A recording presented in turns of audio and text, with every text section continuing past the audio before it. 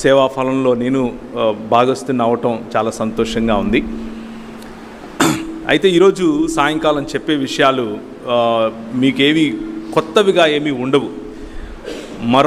మర్మరాలు ఏమీ తీసుకొని రాలేదు. నేను మామూలుగా దేవుని వాక్యంలో నుంచి కొన్ని విషయాలను మీలో ఒకటిగా మీరు నేర్పితే నిలబడినటువంటి మీ ఏమంటారు మనస్ఫూర్తిగా ఉన్నది ఉన్నట్లుగా నేను మీ ముందు చెబుతున్నాను. ఏమనంటే, ఒక లెక్కల మాస్టరు పిలిచి రెండెక్కం చెప్పమంటే రెండెక్కం నేర్పిస్తే కుర్రాడు నేర్చుకున్న తర్వాత ఆ క్లాస్ ముందు నిలబెట్టి రెండెక్కం చెప్పరా అంటే వాడు రెండెక్కం చెప్తాడు. చెప్పినప్పుడు అందరూ చప్పట్లు కొడతారు, అభినందిస్తారు.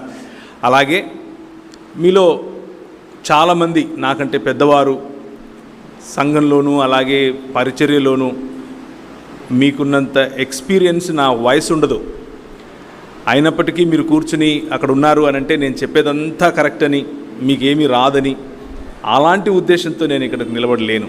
మీరు చెప్పి నేర్పించగా నిలబడి వల్లె వేస్తున్నాను అంతే.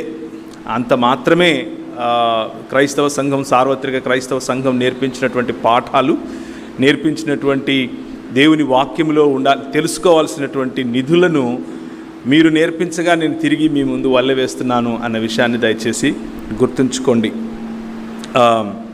అది మనస్ఫూర్తిగా ఆ హృదయంతోనే మీ ముందుకు నేను వస్తున్నాను. ఇకపోతే ఈరోజు రేపు సాయంత్రం మనము మాట్లాడుకోబోయేటటువంటి మాటలు దేవుని వాక్యమునకు చుట్టుపక్కల ఉంటాయి. అంటే ప్రతిసారి దేవుని వాక్యమే మాట్లాడుకుంటాం కదా అని అంటాం, కానీ దేవుని వాక్యంలో నుండి వేరు వేరు అంశాలను మనం మాట్లాడుకుంటాం.